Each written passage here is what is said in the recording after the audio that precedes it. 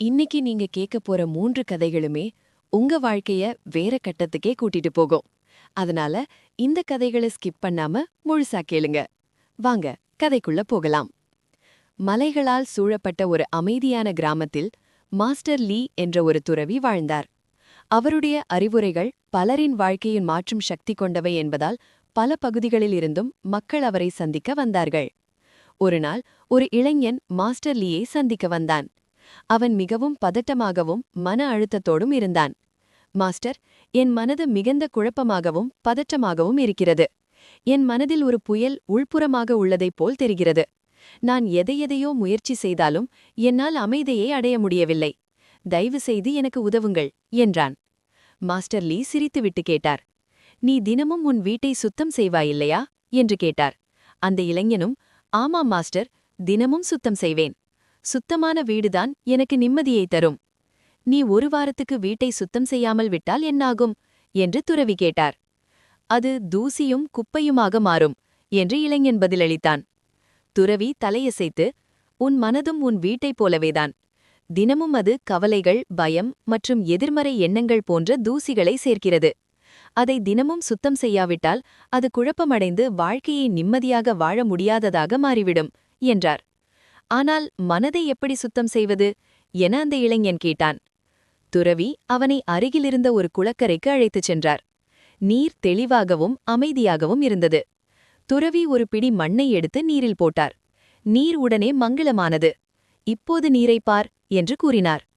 கவலைகளும் எதிர்மறை எண்ணங்களும் உள்ள உன் மனது இப்படித்தான் இருக்கும். சிறிது நேரத்தில் மண் மெதுவாக கீழே அடித்தாத்துக்கு சென்றது. நீர் மீண்டும் தெளிவாக மாறியது. தொடர்ந்து நீ மண்ணை சேர்க்காமல் அதை அமைதியாக இருக்கவிட்டால் நீர் தெளிவாக மாறும். அதேபோல உன் எண்ணங்களை அமைதியாக இருக்க மேலும் புதிய கவலைகளை சேர்க்காமல் இருந்தால் உன் மனம் அமைதியாக மாறும். மாஸ்டர் லீ 3 எளிய வழிகளை சொன்னார். முதல் பழக்கம், காலை மற்றும் மாலை 10 நிமிடம் அமைதியாக அமர்ந்து உன் சுவாசத்தில் கவனம் செலுத்து. இரண்டாவது, உறங்குவதற்கு முன் உன் கவலைகளை மட்டுமே நினைக்காமல் உன் வாழ்க்கையில் நடந்த நல்ல விஷயங்களை நினைவில் கொள். மூன்றாவது, நெகட்டிவ் விஷயங்களை விட பாசிட்டிவ் விஷயங்களில் அதிக கவனம் செலுத்து. இந்த சிறிய செயல்கள் தூசியை துடைப்பது போல இளைஞனின் மனதை சுத்தம் செய்தது. சில வாரங்களில் ஒரு பெரிய மாற்றத்தை கவனித்தான். அவன் மனம் இலகுவானது, மனம் சந்தோஷமானது. மனதை சுத்தம் செய்வது ஒருமுறை செய்யும் வேலையல்லை, அது ஒரு அன்றாட பழக்கம் என்பதை உணர்ந்தான். இந்த மனதை சுத்தம் செய்வதற்கான பயிற்சி ஒரு துறவியின் அறிவுரையாக மட்டுமல்ல. ஆல்பர்ட் ஐன்ஸ்டைனை பற்றி நினைத்து பாருங்கள். One of the greatest mind in history Einstein. புத்திசாலித்தனமான காம்ப்ளெக்ஸ் ப்ராப்ளம்ஸுக்கு தீர்வுகளை கண்டுபிடிப்பதில் சிறந்து விளங்கியவர். ஆனால் அவர் எப்போதும் புத்தகம் மற்றும் கால்குலேஷன்ஸ்களில் மூழ்கியிருக்கவில்லை.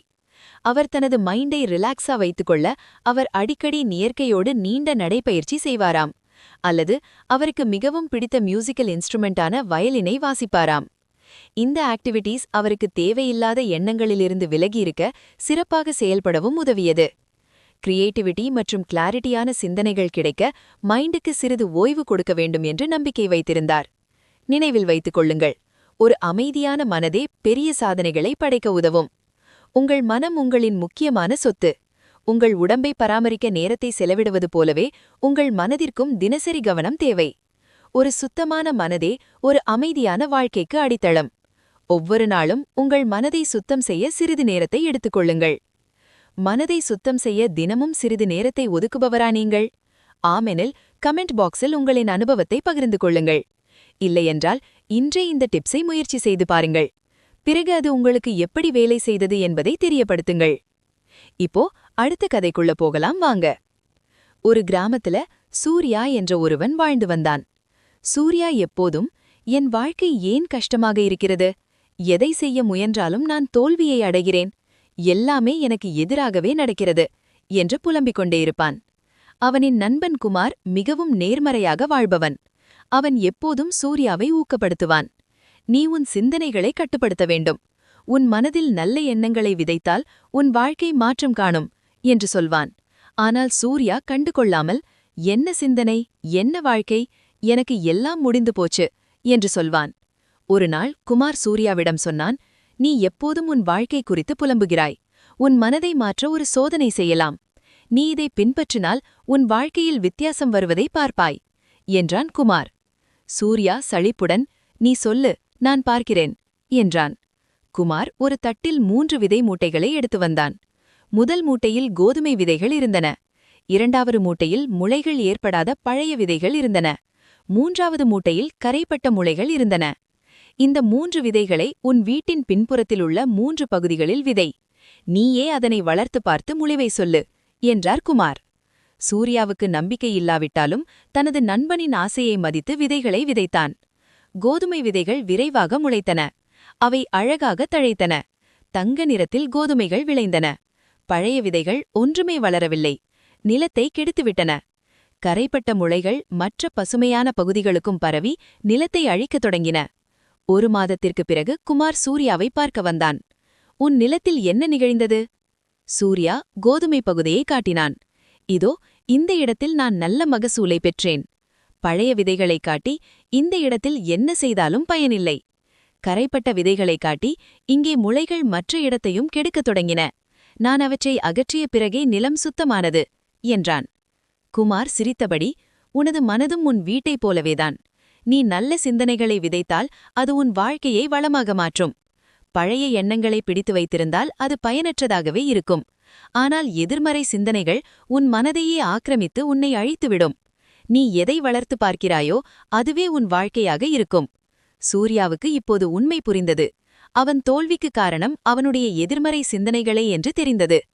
அன்று முதல் சூர்யா தினமும் தன் சிந்தனைகளை மாற்றத் தொடங்கினான். சில மாதங்களில் சூர்யாவின் வாழ்க்கை முழுமையாக மாறியது. அவனின் தோல்வி வெற்றியாக மாறியது.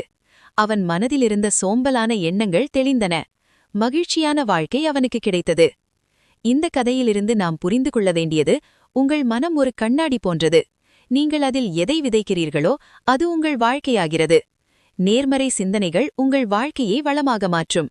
எதிர்மறை சிந்தனைகள் வாழ்க்கையை அழித்துவிடும். உங்கள் எண்ணங்களை உங்களை மட்டுமல்ல, உங்களை சுற்றியுள்ளவர்களையும் மாற்றும் சக்தி உங்களுக்கு உண்டு. எப்போதும் நினைவில் வைத்துக் கொள்ளுங்கள், எண்ணம் போல் வாழ்க்கை. இப்போ 3வது கதைய பார்க்கலாம் வாங்க. ஒரு கிராமத்துல பணக்கார அப்பா ஒருத்தர் வாழ்ந்துட்டு வந்தாரு. அவரோட மனைவி நோய்வாய்ப்பட்டு இறந்து போனதுனால அவரோட 10 வயது பையனோட அந்த கிராமத்திலேயே வசித்து வந்தாரு. அந்த கிராமத்திலிருந்த உறவினர்கள் எல்லாருமே அவர் இன்னொரு திருமணம் செஞ்சுக்க சொல்லி கட்டாயப்படுத்தினாங்க. தன்னோட மகனுக்காக இன்னொரு திருமணம் செஞ்சுக்காமலே வாழ்ந்துட்டு வந்தாரு அந்த பணக்கார அப்பா. தன்னோட மகன் ராஜுவ படிக்க வைக்கிறதுல ஆர்வம் காட்டின அவன் படிக்கவும் வைச்சாரு.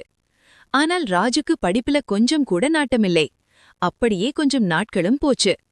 ராஜுக்கும் 22 வயதான பிறகும் வேலையும் இல்லை, அப்பாவின் தொழிலும் இல்லை. நேரம் முழுக்க வீணாக போய்கிட்டே இருந்தது. சும்மாவே நேரத்தை போக்கிட்டு உட்கார்ந்திருக்கிருந்தாரு ராஜு. அம்மா இல்லாத பையன்னு செல்லம் தொடுத்து வளர்த்தது எவ்வளவு பெரிய தப்புன்னு அந்த பணக்கார அப்பா உணர ஆரம்பிச்சாரு. ராஜு கிட்ட எவ்வளவோ சொல்லி பார்த்தோம். அவன் எந்த வேலை வெட்டிக்கும் போகாமல் நாட்களையும் நேரத்தையும் வீணாகவே வெட்டியா கழிக்க ஆரம்பிச்சான். அந்த பணக்கார அப்பாக்கு வயசாகிறதுனால உடம்புக்கு முடியாமல் அப்பப்போ நோய்வாய்ப்பட்டு படுத்துருவாரு. அப்படி இருந்த நேரத்துல தங்களோட பையனை பத்தி ரொம்பவே கவலை வந்தது. நம்மளும் போனதுக்கு அப்புறம் நம்ம பையன் யாருதான் பார்த்துக்குவா அப்படிங்கிற கவலை அவரை இன்னுமே பலவீனப்படுத்திச்சு. இப்படியே நாட்கள் செல்ல செல்ல ஒரு நாள் அந்த பணக்கார அப்பா தன் பையன் ராஜுவை கூட்டிட்டு பக்கத்துல இருக்கக்கூடிய ஒரு கோவிலுக்கு போனாரு. அந்த கோவிலின் நுழைவு வாயிலுக்கு அருகில் ஒரு பெரிய ஆலமரம் இருந்தது. அந்த ஆலமரத்துக்கு கீழே 3 பிச்சைக்காரங்க உட்கார்ந்துட்டு இருந்தத பார்த்தாரு. ராஜு கிட்ட சொல்லி, வண்டியில ஒரு பணப்பை இருக்கும், அந்த பையை எடுத்துட்டு வாடா அப்படின்னு சொன்னாரு. ராஜுவும் ஏன் எதுக்குன்னு கேட்காம அந்த பணப்பையை எடுத்துட்டு வந்து அவங்க அப்பா கிட்ட கொடுத்தான். அந்த பணக்கார அப்பா அந்த பணப்பைக்குள்ள கையை விட்டு ஒரு கை நிறைய பணத்தை எடுத்து ராஜு கையிலே கொடுத்து அங்கிருந்த ஒரு பிச்சைக்காரர்கிட்ட கொடுக்க சொல்லி கொடுத்தார். ராஜுக்கும் ஒண்ணுமே புரியல. அப்பா என்ன பணத்தை தூக்கி இஷ்டத்துக்கு கொடுக்க சொல்றாரு? பணம் என்ன மரத்திலையா காய்க்குது அப்படின்னு யோசிச்சபடியே அவங்க அப்பா சொன்ன மாதிரியே அந்த பணத்தை கையிலே வாங்கி முதலில் உட்கார்ந்திருந்த பிச்சைக்காரன் கையில் கொடுத்தான். திரும்பவும் அந்த பணக்கார அப்பா அந்த பணப்பைக்குள்ள கையை விட்டு ஒரு கை நிறைய பணத்தை எடுத்து 2வதாக உட்கார்ந்திருந்த அந்த பிச்சைக்காரர்கிட்ட பணத்தை கொடுக்க சொல்லி கொடுத்தார். ராஜுவும் அதே குழப்பத்தோட அந்த பணத்தை ஒண்ணுமே சொல்லாமல் அந்த பிச்சைக்காரர் கையில் கொடுத்துட்டான். பணக்கார அப்பாவும் நம்ம வந்த வேலை முடிந்தது, நம்ம வீட்டுக்கே போலாம்னு தன்னோட வண்டியில் ஏறி வீட்டுக்கு போயிட்டாரு. இப்படியே கொஞ்ச நாட்கள் போச்சு. மாதங்களும் கடந்தது. ஒரு நாள் அந்த பணக்கார அப்பா தன் பையன் ராஜுவையும் கூட்டிட்டு அதே கோவிலுக்கு மீண்டும் போனாரு. அந்த கோவிலின் நுழைவு வாயிலுக்கு அருகிலிருந்த ஆலமரம் அப்படியே இருந்தது. அதற்கு கீழே உட்கார்ந்திருந்த 3 பிச்சைக்காரங்கள்ல ஒருத்தர் மட்டும்தான் அந்த இடத்தில் பிச்சை எடுத்துட்டு உட்கார்ந்திருந்தாரு.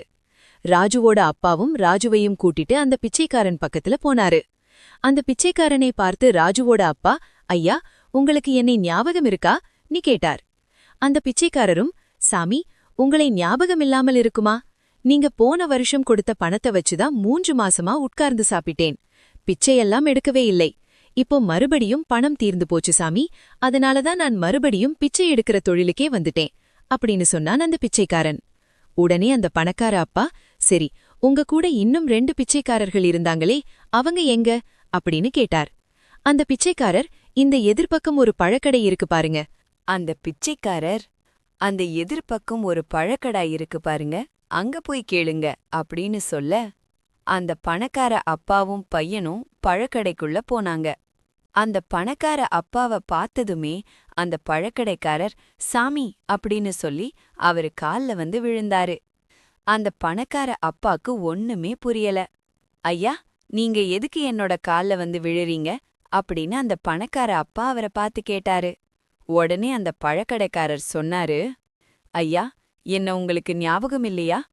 போன வருஷம் அந்த மரத்துக்கு கீழே உட்கார்ந்து நான் பிச்சை எடுத்துட்டு இருந்தேன். நீங்களும் உங்க பையனும் வந்து கை நிறைய பணத்தை என்கிட்ட கொடுத்தீங்க இல்லையா? அந்த பணத்துல தான் இந்த பழக்கடையே நான் ஆரம்பிச்சிருக்கேன். இப்போ நான் வசதி வாய்ப்போட நல்லா இருக்க காரணமே நீங்கதான்யா. உங்களுக்கு ரொம்ப நன்றி அப்படின்னு சொன்னான். இதையெல்லாம் கேட்டுட்டு இருந்த ராஜு அவங்க அப்பாவ பார்த்தான். உடனே அந்த பணக்கார அப்பா அந்த பழக்கடைக்காரரை பார்த்து கேட்டாரு, உங்க கூட இன்னும் 2 பேருக்கு நான் பணம் கொடுத்தேன் இல்லையா?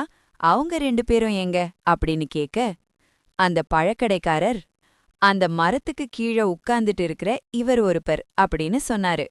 அப்போ இன்னொருத்தவங்க எங்க அப்படின்னு அந்த பணக்கார அப்பா கேட்க, இன்னொருத்தரா?